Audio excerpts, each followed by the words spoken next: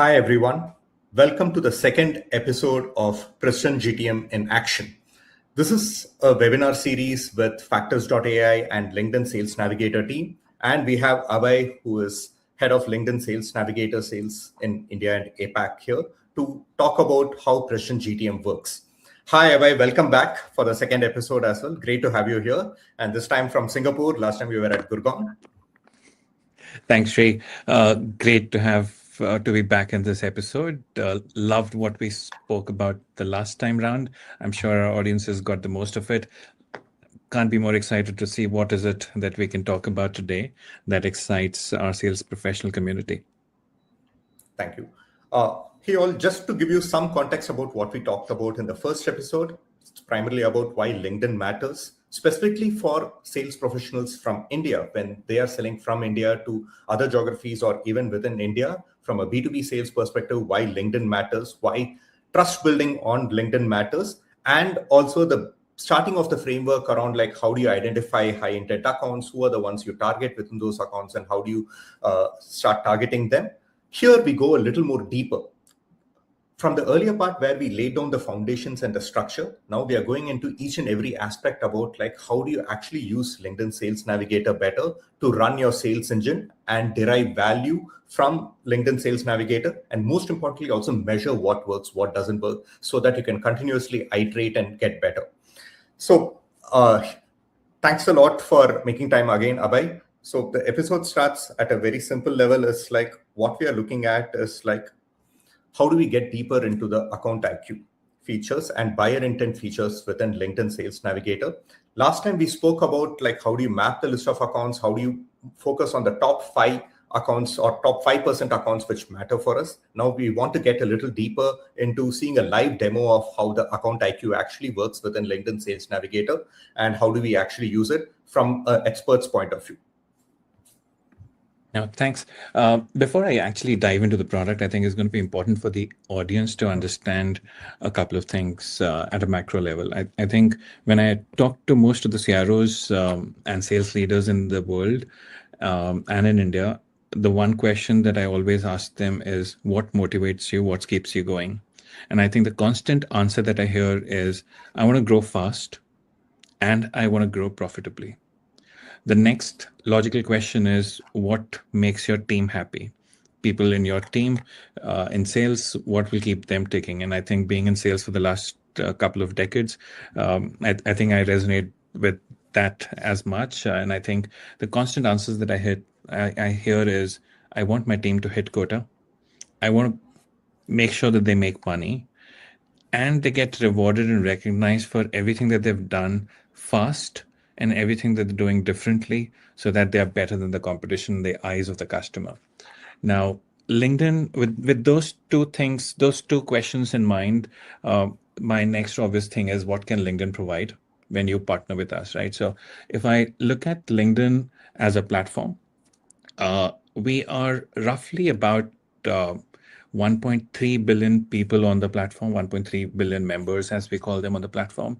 We have about 70 million companies that are listed on the platform. So if you want to find out about the companies that you want to go after, if you want to find out the people in those companies that you want to go after, if you want to find out commonalities, I think there's no better platform to be on. And therefore, the power of Sales Navigator becomes so much important for somebody to get to those two objectives that I talked about when you think about it from a sales leader's lens and when you think about it from a sales professional's lens, right? I can go, let me start presenting my screen to just give you a view of what would that look like once you land on Sales Navigator. Give me a second. And Sri, let me know once you see my screen. Yeah. For context, people, sales is a very hard job. And it's not something like which comes naturally very easy because the clients you are going after, the people who you are tracking, as if getting that information about them, having that context and reaching out in the right time is very hard. Most of the times people run sales in a more mechanical aspect where they kind of cold call a lot of people, cold email a lot of people, or even without context, they try to connect with someone and it's wasted effort, it's wasted hours in the day. What we are here to discuss about with our Precision GTM framework is primarily how to do sales better, and what are the tools which come around that to make you help you run your sales efficiently, to hit your quota efficiently, and also scale profitability as profitably, as Abhay mentioned. Yes, I'm able to see your screen and it looks perfect. Perfect. So I couldn't agree more with what you said as a context, Ray. And I think deals are getting stalled, deals are getting tougher. The macro is not helping either. And therefore, if you want to make money, if you want to hit your quota, uh, you need to do things differently. You need to do more with less. And I think that is what Sales Navigator is all about. What you see in my on the screen, I think if every person in the audience has a LinkedIn profile, this is their LinkedIn landing page. The only difference that you do when you get into Sales Navigator is a little icon that you see on the right side on the top, which takes you to Sales Navigator. When you go from this button to Sales Navigator, this is your LinkedIn version of work. This is what opens up, and this is my version of Sales Navigators. Some of the things that you're seeing here is going to be specific to my business, which may or may not be relevant, entirely up to you, right? Yeah. For your business. So what I wanted to show you today is when you specifically think about prioritization. As I said, we have about 70 million companies on the platform globally. And if I think about just India, there are about upwards of 3 million organizations. It's a very, very large pool of accounts that you could possibly go after. What are the intent signals that you would get immediately, which is the most important thing for you to prioritize, is the first thing that comes onto somebody's mind. And what I wanted to start off with is just letting you know how this look and feel of this page looks like. Everything that you see on the top, there are two important filters to note. One is called the account filter, which is where I would step in right now. Accounts is by definition is the account, and the lead filter is the individual within those accounts. So these are the two terminologies that one needs to be looking at. Got it. I'll quickly go into the account filter.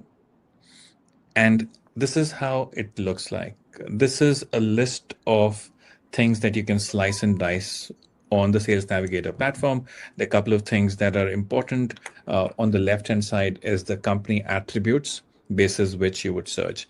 Now, I'm interested in looking at organizations which are in enterprise, anything that is 1,000 people and above. I just simply go on the tab, press these three icons. I get about 45,000 companies that are fitting this criteria. But I can't go after 45,000 in the universe. Suppose I want to go after only organizations that are sitting out of the US. So I go to the next tab, which is headquarter location. I click United States. This list drops down to 13,000. I am very specifically now wanting to figure out how do I bring this down to the person and the persona and the industry that I care about the most. I could simply go ahead and look at the industry. Suppose I want to look at the industry, which is professional services, if that's the industry that I care about the most.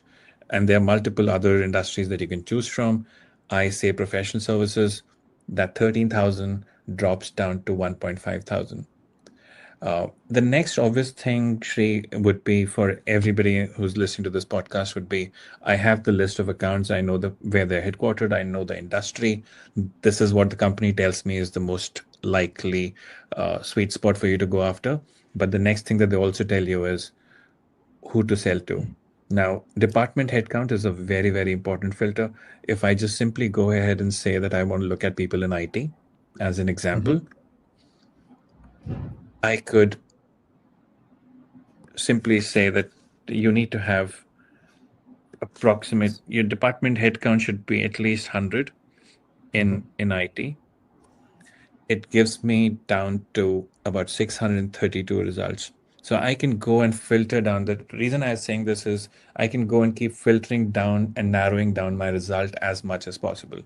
Right now, once I And do in that, live, it actually immediately keeps changing the end results in terms of like in live, it's like you can actually see how the funnel actually works down. So like if you go after just generally companies of a certain headcount variation, how many numbers from 13,000, then from 13,000 it comes down when you put a geography filter or a headquarter filter, then from an industry filter it comes further down, and then when you actually put a kind of a information technology headcount should be less than 100, it actually comes down to 632 results, or you can do more than 100 as well, and like that you I can could do actually more than bring that 100 down. as well.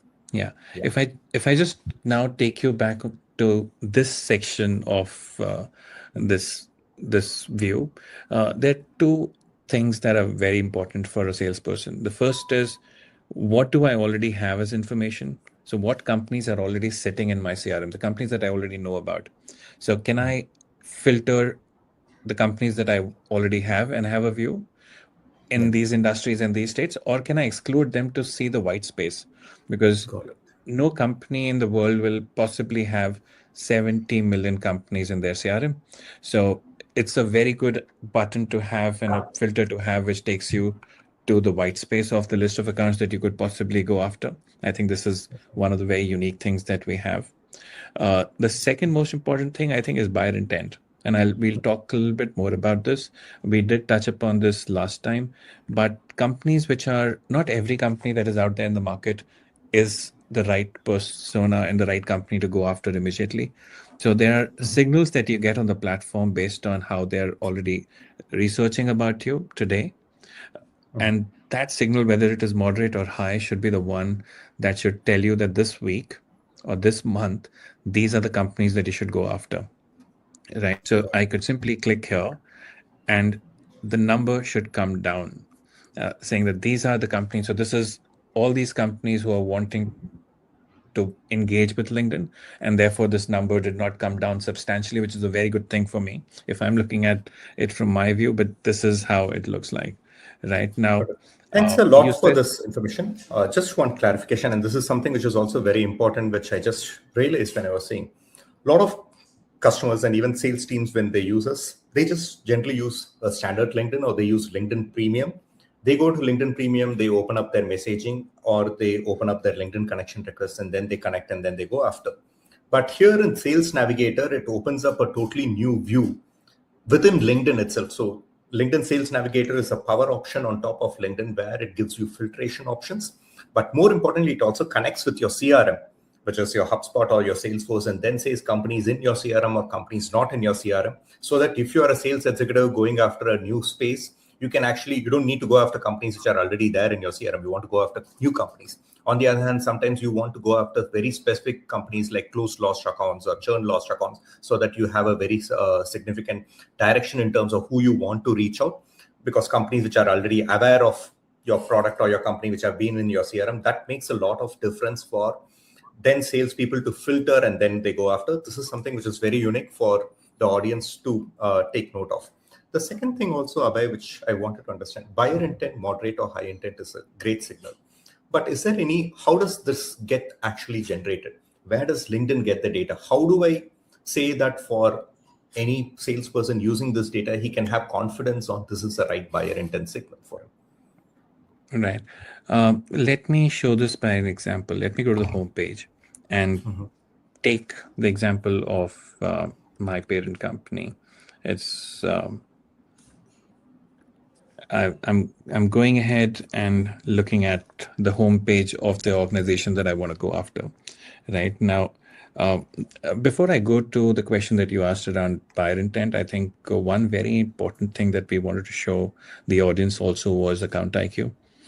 And account IQ, if I have to think about account IQ, is going to be once you've identified the account through all the filters of the accounts that you have, you need to figure out what should be the talking point, what are the challenges that this company has, what are the strengths, what are the competitive landscape that they're operating in. So it's pretty much a SWOT analysis that is done by LinkedIn on the platform and presented to you as a sales professional. So in a very layman term, it gives you things like, how does this company make money? What would be the strategic priorities of this company? What are the business challenges that the company has talked about or investors have talked about is coming out in the press, and there are sources of each of these that you can refer to. competitive landscape is something that I talked about. If you're interested to find out about how the headcount insight is changing, if you're selling to engineering, is it going down? Is it going up? If you're selling to a sales team, how's that trend looking? So it gives you headcount insights as well. Apart from that, it also tells you the key people in this organization on the right.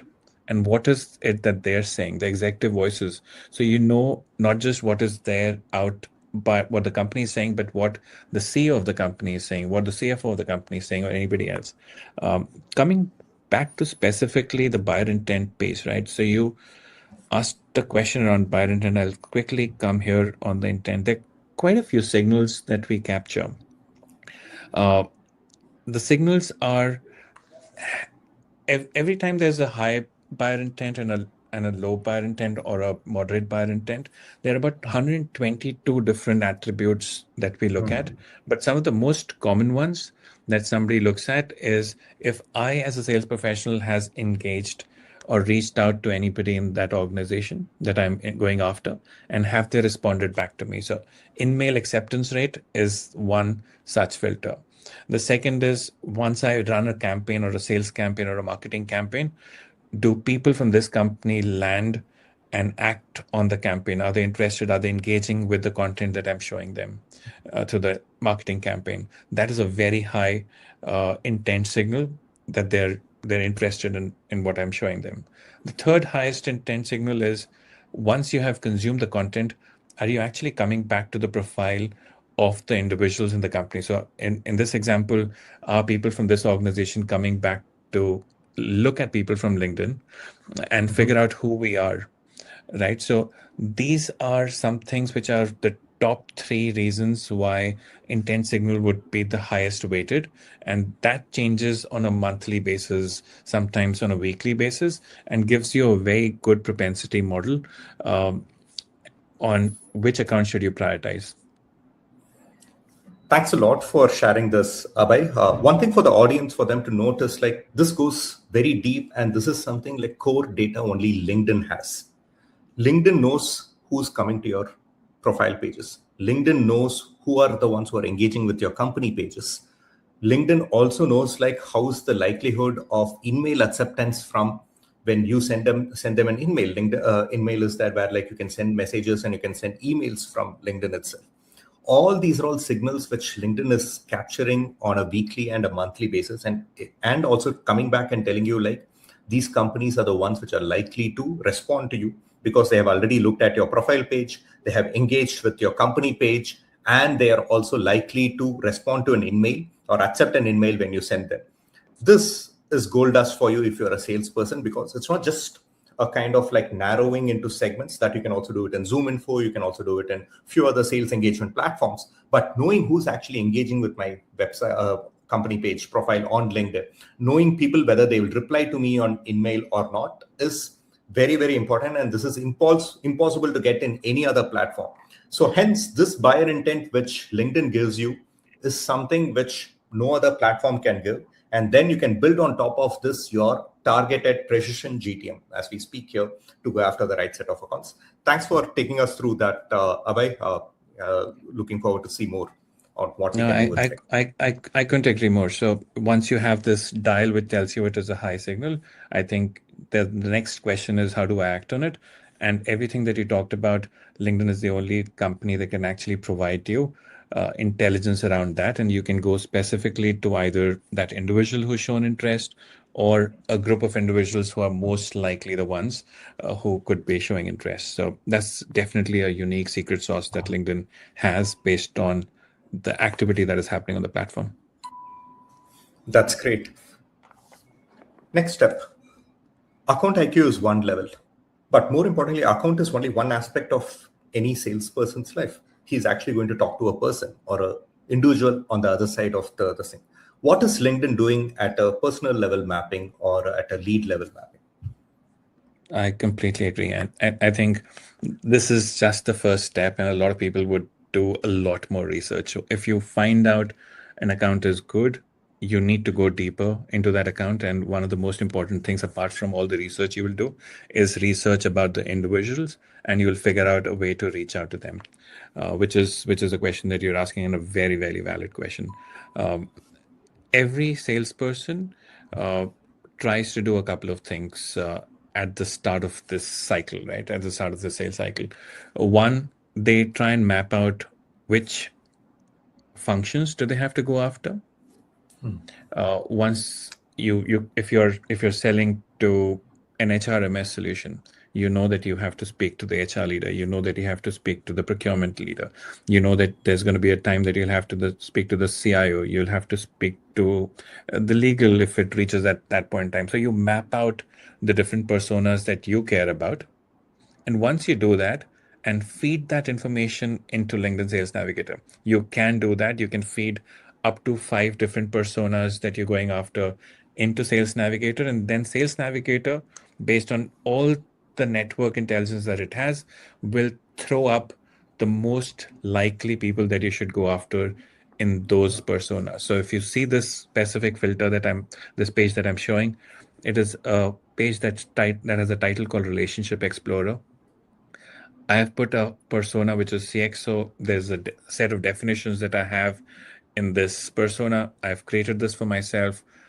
Based on this, it tells me that these are the top 8 people that I should go after as the first starting point. And there's a reason behind why these people are important. They could be a past colleague of mine. They could be somebody that I know. They could be somebody who follows my company, and therefore the propensity of them to react and respond to me is better. There are multiple, and there could be a past customer. So the multiple things allow me to gives me enough confidence that yes, if I do reach out to them, they will respond back, right? So this is one visual representation of everybody that you need to know in that account, which is so important. Once you do that, I think every person in sales will Just realize that, one point which I just wanted to step back as well, and yeah, also even kind of why taking one step further into the whole lead IQ intelligence and why LinkedIn is important here. For salespeople in the audience, one thing which you care about is knowing which companies to reach out. So you filter it out, companies in your CRM, not in your CRM, in a specific industry. You go a little further into companies showing intent, following your pages, etc.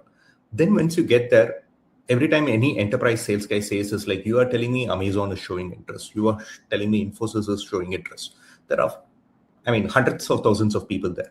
Who do I actually talk to? How do I know that I have to talk to a person? This is something unique to that particular salesperson.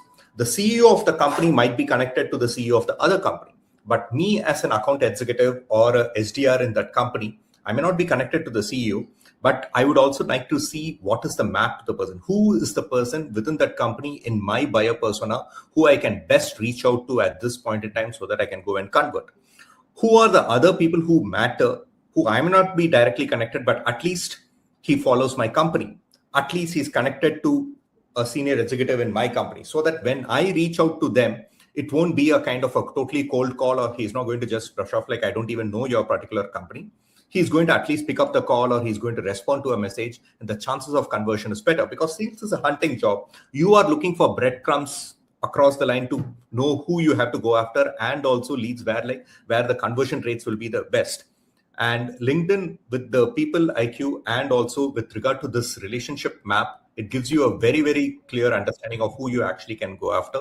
And this is something which is wonderful, Abhay. And some of these things, it's kind of intuitive. Sometimes sales teams always think that they have the handle over it, but when they actually see something like this in action is when they can also see, like, as a sales leader, I'm able to see like how I can actually need to train my own salespeople a lot better in terms of understanding the lead IQ and understanding LinkedIn Sales Navigator better, so that they get the maximum output on what they get.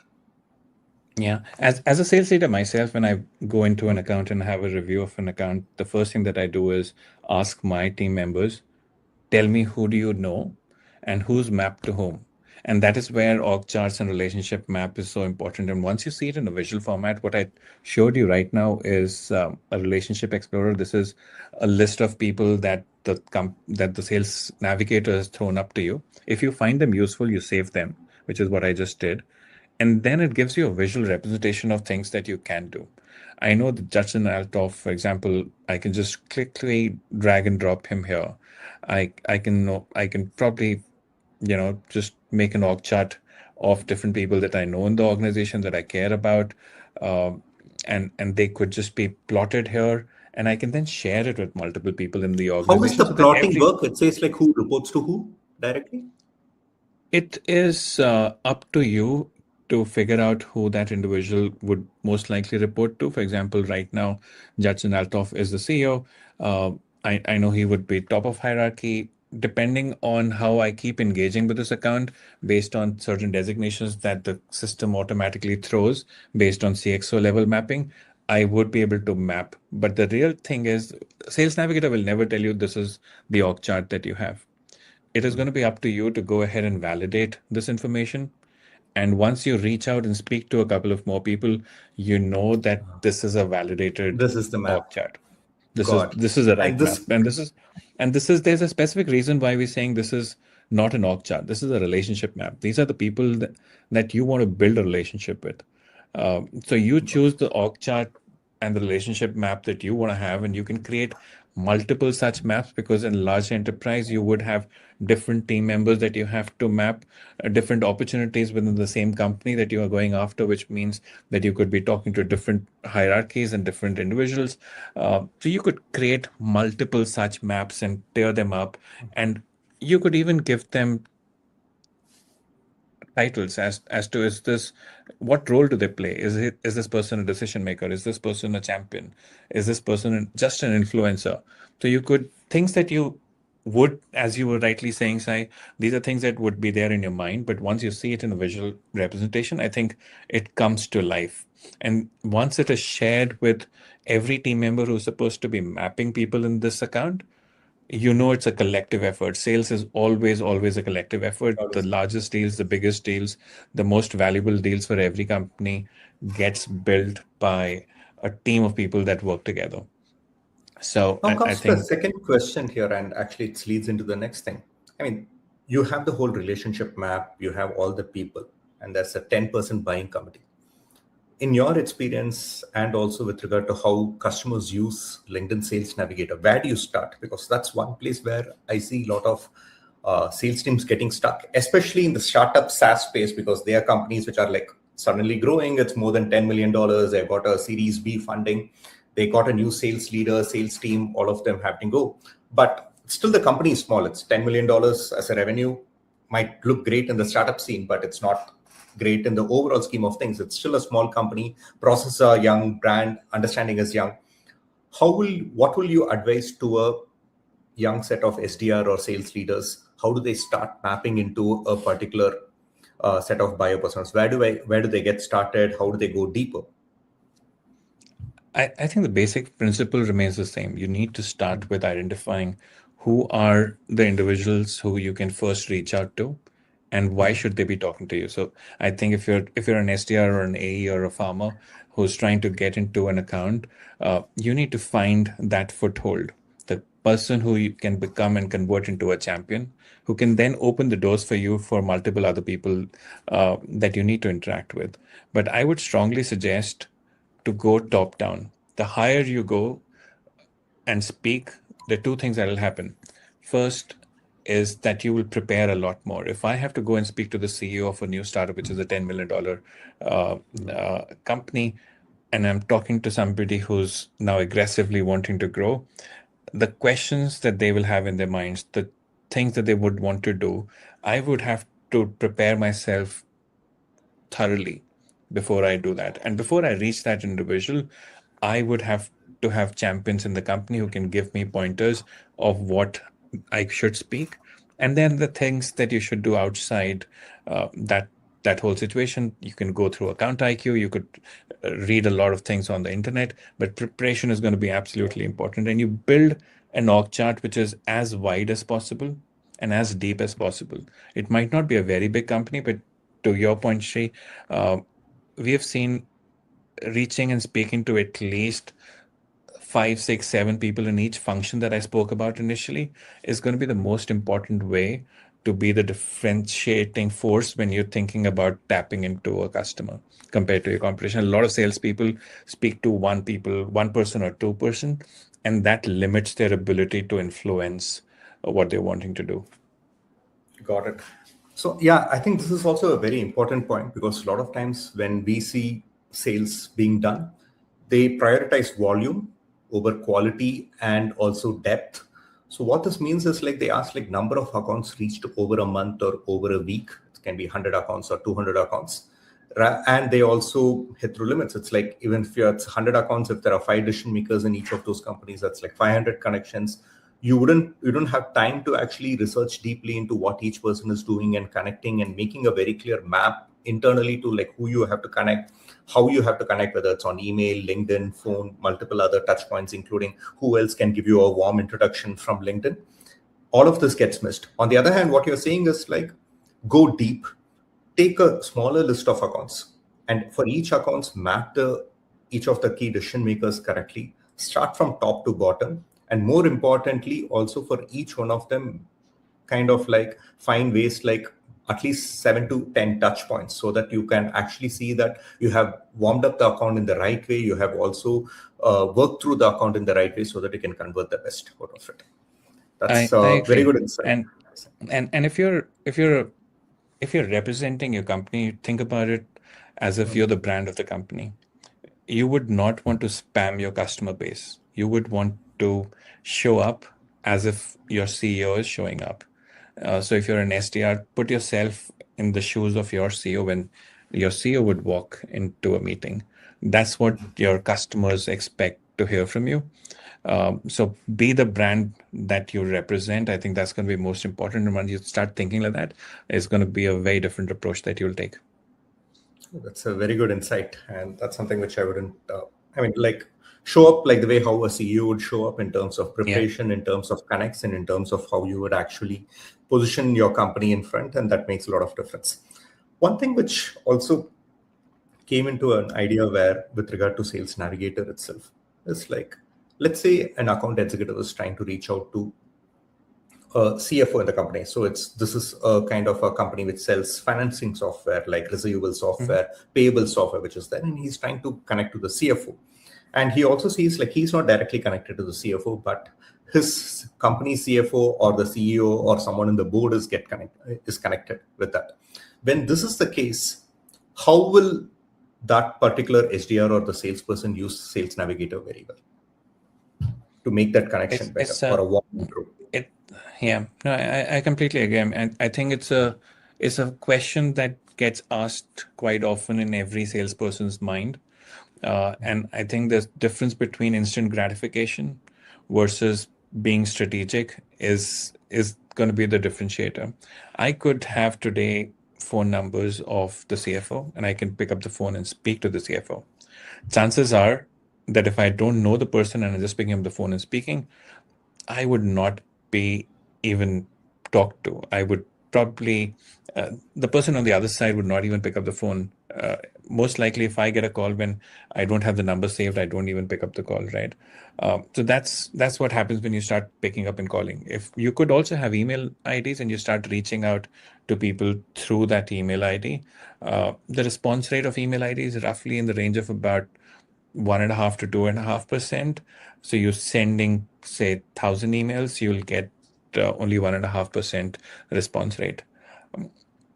The best way that I suggest to a lot of people when they're using LinkedIn and Sales Navigator is to leverage the power of the network that you have.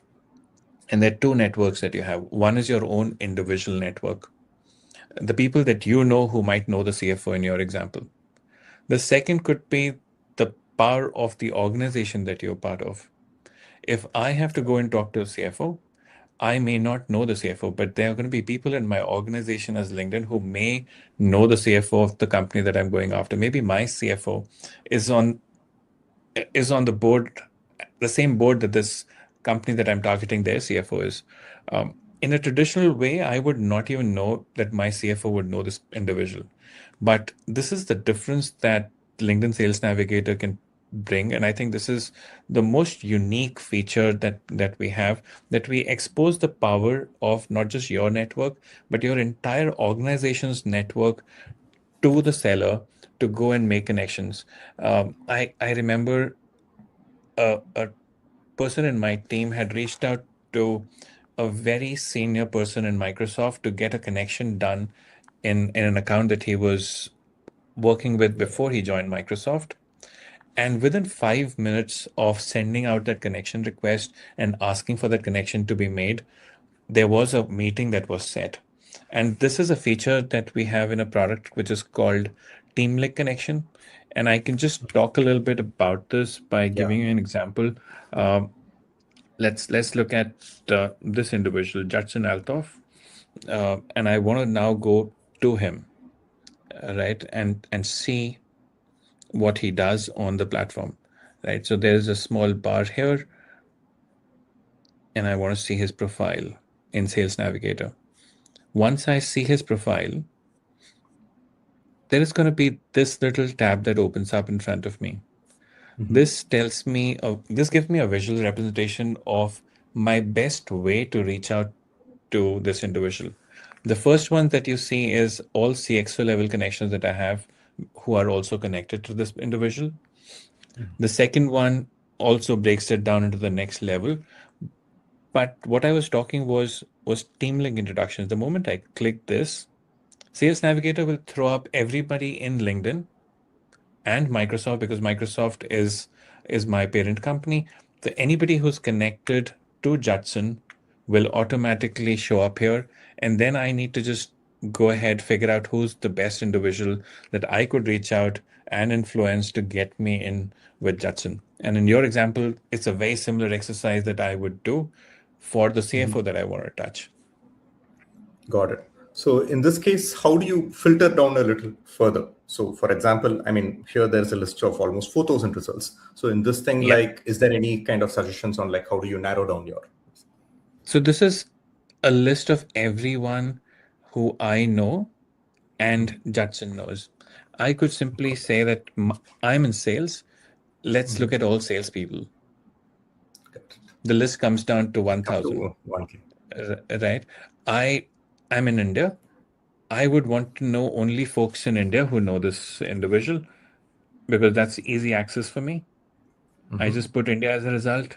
I see It's 37. 37 people who are connected. Now, these are easy people for me to reach out to. I could then simply say, I can pick up anybody, right? Just as an example, I pick And up. some of them, is it like first degree connections or you use second degree? Because I see Satya is at first degree connection, Asta is at a second degree connection. So this Or is is it? people who I might not be connected to, but they're connected to Judson because it is part of the same organization. So this is second degree connection. So as I said, there are Second. two connections that we play with. One, if I'm reaching out my network, what is that showing? And the second is irrespective of whether I'm connected to the person or not, but there is somebody in the organization that knows that individual. And therefore, the second degree connections also get thrown up. And that is a big pool of individuals that you can go to. So I just simply go ahead and pick up Asta as an example. Uh, I'll go and see the profile. I can reach out to Asta saying that this is what I want to do. I want to reach out to this individual. I know that you're connected. This is the reason why I want to reach out. If you know this individual really well, could you put a recommendation for them to connect with me for a Yes. 15-minute call or a 30-minute call? And that connection, the rate, I if you remember, I started talking about if you have a phone number, you speak, you probably get to 1% response. If you have an email ID, the response is somewhere between 1.5 to 2.5%. If you reach out to this route, we have seen our customers getting responses as high as about 75%. Wow. So 75% of the reach out that you're doing will get you a response back, because now your reach out is not a cold reach out. You're going through a connection who is known to the other individual, and that means that you're already breaking the barrier of trust. You have established your credibility with the person that you're wanting to reach out. Somebody is vouching for you and reaching out on your behalf means that they trust you, and if the other person also knows the individual, so there's trust and credibility that is already built on day one. Oh, this is amazing. And this is the action. So what we discussed through for the audience is like, of course, identifying account showing intent, identifying who are the key people, the relationship maps. But then next is like, how do you convert the intent and the relationship maps into action with the right set of focus in terms of who you want to reach out? How do you get a team link connection and how do you convert? And from a sales perspective, as a MarTech product, we are able to very clearly see details into like how many emails get replied, how many calls get connected. In our kind of analysis, even when people do power dials, like up to 400 calls a day, barely 2 to 3% actually get connected, some level of connection. Email reply rates are less than 1%. And the kind of the only way to out of this is not more volume. It's not something like, okay, 400 gets connected, this thing, now I do 4,000, it gets better. It just gets even worse. It's an incremental impact is actually worse. The only way to actually make that better is focus on maybe like 50 connections. Make sure that you have a right introduction. And Abhay mentioned it earlier, it's like delayed gratification. You may not get an action immediately, but you might get some response and some kind of a warm intro in the next 2 days. And over the next 4 days, you might actually get a meeting. So in a sense, you'll still be kind of setting up the same levels of meetings, like 3 to 4 meetings, but you would have far more quality and far more relevance before actually doing this. And this delayed gratification actually works very well. And that's something which we really want to make sure that the audience also takes away from here in terms of like, how do you act on the right set of accounts, making sure you connect to the right set of people, making sure you use the relationship map, and so that your calls or your emails get answered and replied to, rather than it just being a kind of junk. Because it's easy to run through your entire account list within 30 days with power dialing and power emails and sequences, email sequences, automated sequences running, but it's very hard to actually make the same sales in 30 days. So what happens over delayed gratification over 3 months is far better. And you might end up with hitting the quota, and not hitting the quota is just the difference of how you actually approach with your LinkedIn Sales Navigator instead of cold calling. That's one more thing. And I just wanted to add one thing. Now, in this example, I want to go and reach out to this individual, and I showed the audience a while ago what account IQ looks like. And account IQ was us telling you everything about the account. I quickly wanted to just also show what lead IQ looks like. Just like account IQ was everything about the individual account, lead IQ is everything about the individual that you want to speak within the account. So by press of a button, the system is going to throw everything that you need to know about the individual, that things that they care about, things that are common between. So in this example, it gives you 5 or 6 talking points. What does Judson do? What is his role currently? It tells me that I'm a past colleague from a previous organization. It also talks about the fact that they've just announced a partnership between them and another company. So if that excites you, that could be a way in when you start reaching out to this individual. It tells you so many things, right? So about Microsoft 365, the agentic future, and trust in AI, the things that this individual is talking about, which you should use when you interact and engage with this individual for the first time, because that's what they care about. And if you can build that into the narrative that you have when you're reaching out to sell your product and position your services, there's nothing better than having an alignment. That makes a lot of sense. And this is exactly like what kind of manual research and manual intelligence can actually give, with much better tooling in your place. And this can actually work with better for people to understand how you need to approach, what you need to approach, because there are tools to build your email copies, tools which can build a very good even call scripting for you to help you with it. But when you have this kind of information from lead IQ and an account IQ, which you even feed into some of these tools, it can actually make a much better contextual conversation, both via email or calls or other messaging modes, so that you have a much better kind of deep insight into actually cracking that account, which otherwise is very hard to do.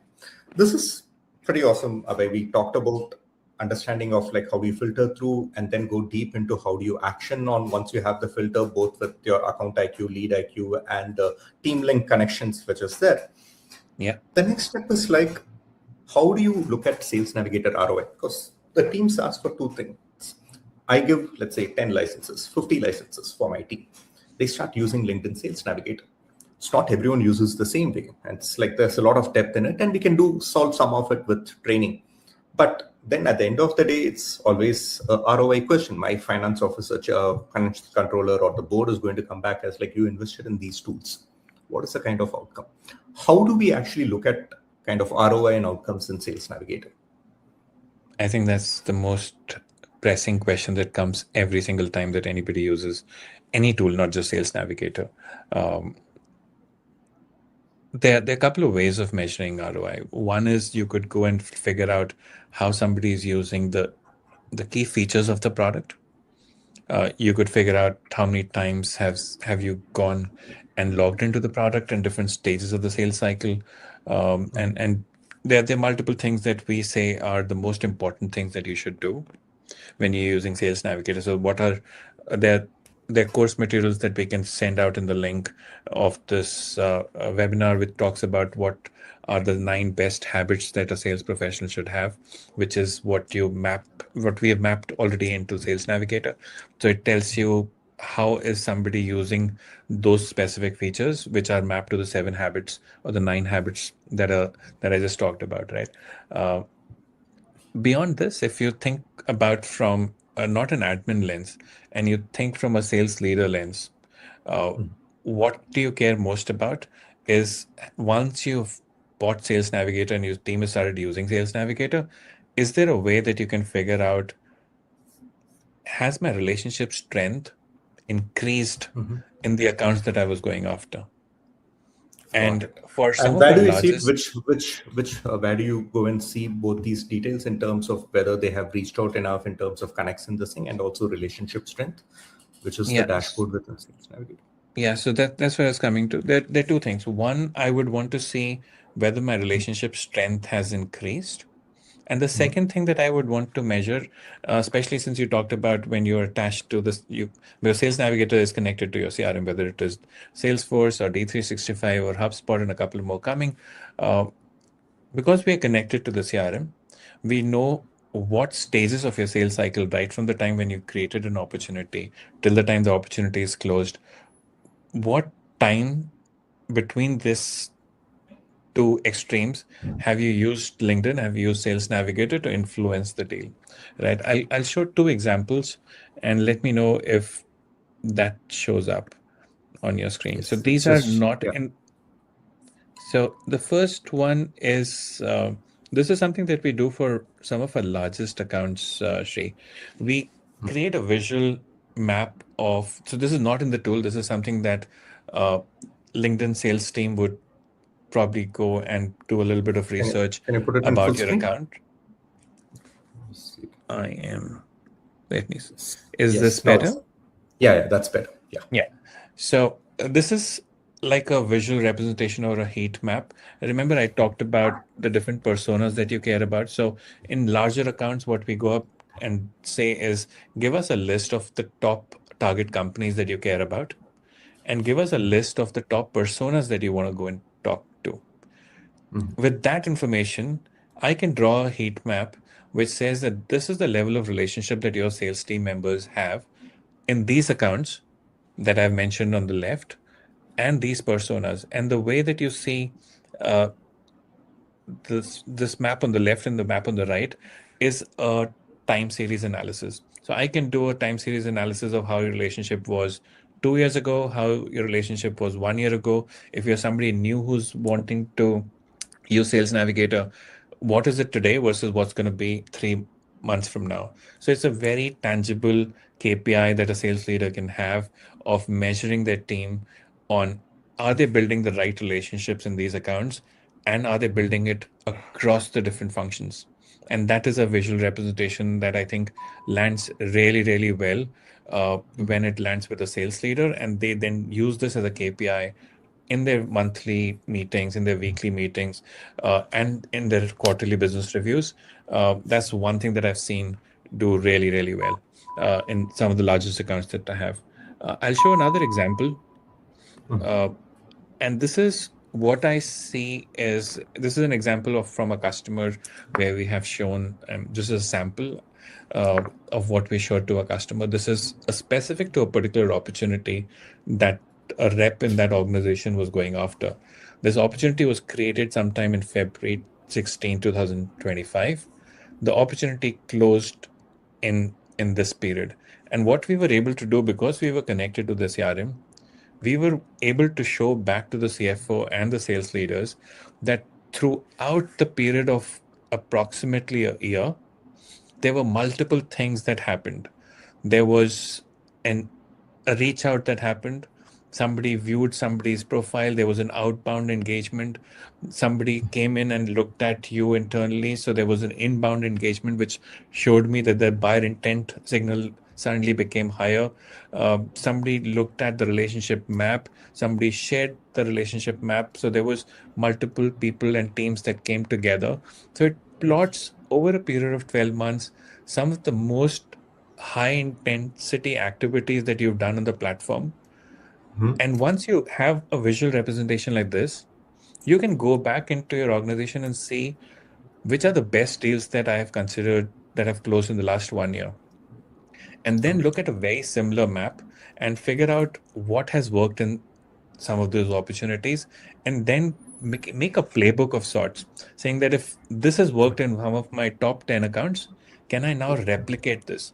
Can I replicate this for all the top accounts that I'm going after, all the top opportunities that I'm going after? Because there is some method in which these top 10 accounts and top 10 opportunities have converted for me. I just want to experiment and make that as a playbook. Right. Got So it. I think these two things I just wanted to show to the audience, because I think this is really, really powerful when you want No, to this go is back and show super measurement. powerful in terms of like whenever any company wants to see like whether the teams are using it, it also gives a very clear understanding of like these are the accounts which I want to convert. Let's say 500, 600 accounts. I need to make like 50 to 100 customers out of this. What is the kind of actually engagement, depth of engagement, both at a relationship level for a particular rep and also overall at an account level, how much we have engaged over a period of time so that we are able to actually crack into that account. It makes a lot of difference, especially for companies which are selling into an enterprise sales cycle. And any kind of views like this, so for the audience also, it's like you do a lot of activities. You can actually train your teams to actually engage and work with LinkedIn very well. But this kind of reporting functionality now also comes back to you at a leader level or at a CXO level for you to actually then see like how LinkedIn is working for you, how your team is using LinkedIn, and are you actually moving the needle within an account, because that's what matters at the end of the day. And that's in terms of like across how many accounts, how it has changed over the last year would also be a very good measure. And most importantly, as all sales leaders knows, what you measure is what you can improve, and this is the way how it actually triggers on top of this. This is amazing, Abhay, and this is almost like we are getting to the close of the second episode here.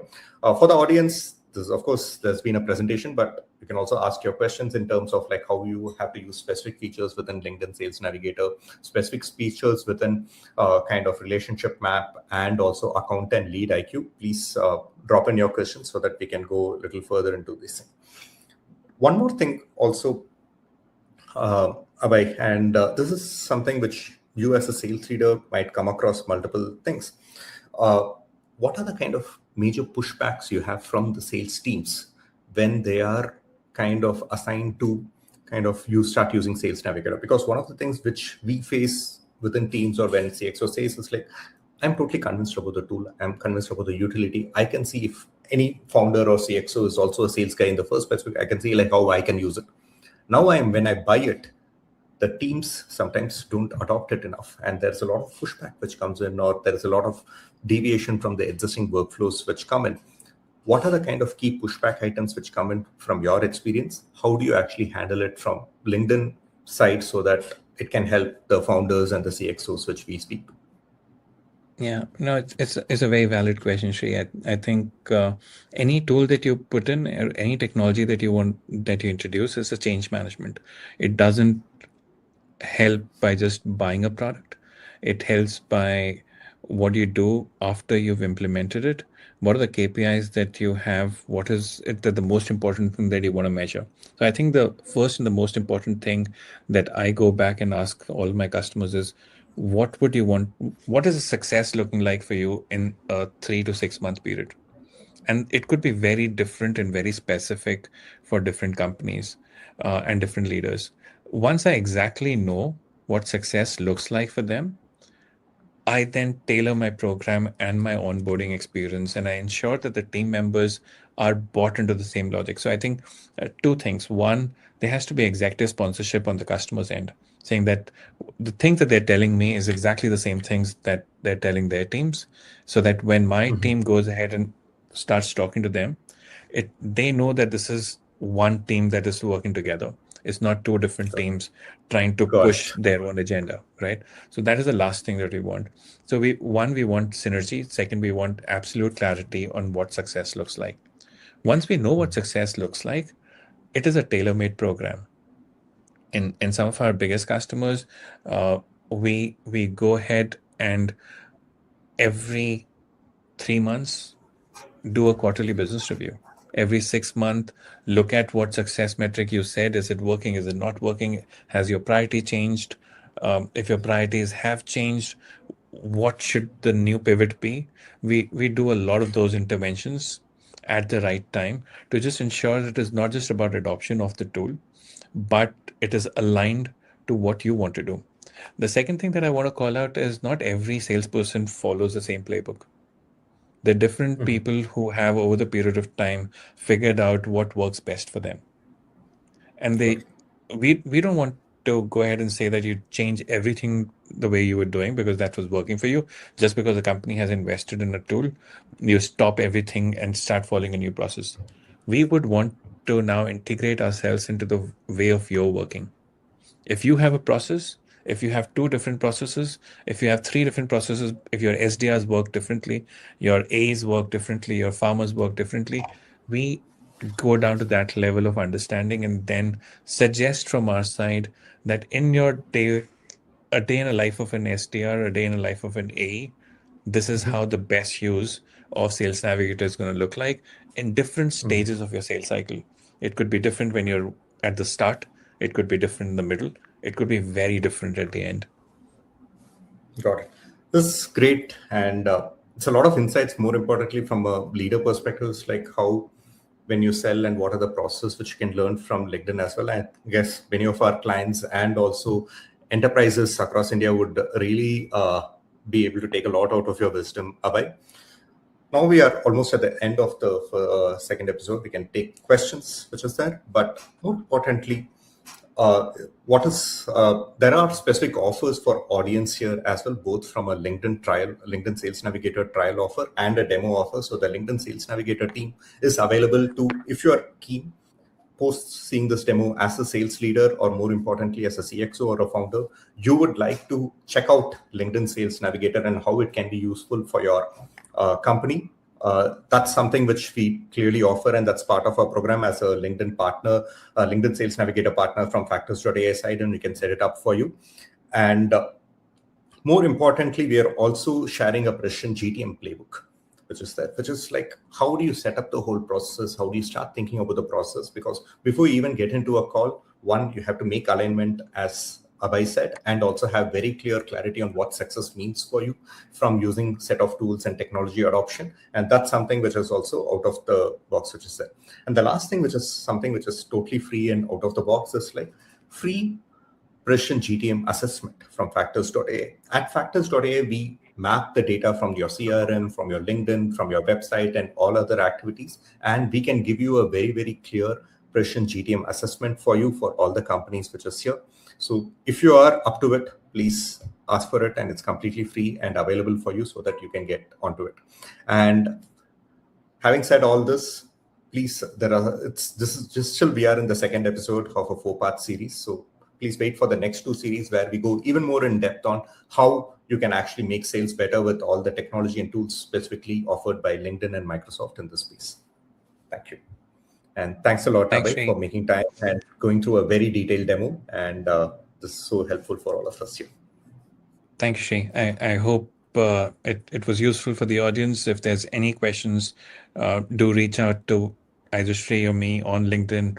Do drop things on the chat so that we can come back to you and ask any questions and answer any questions at a later point in time. Thank you, Shrey. That's good. Thanks a lot.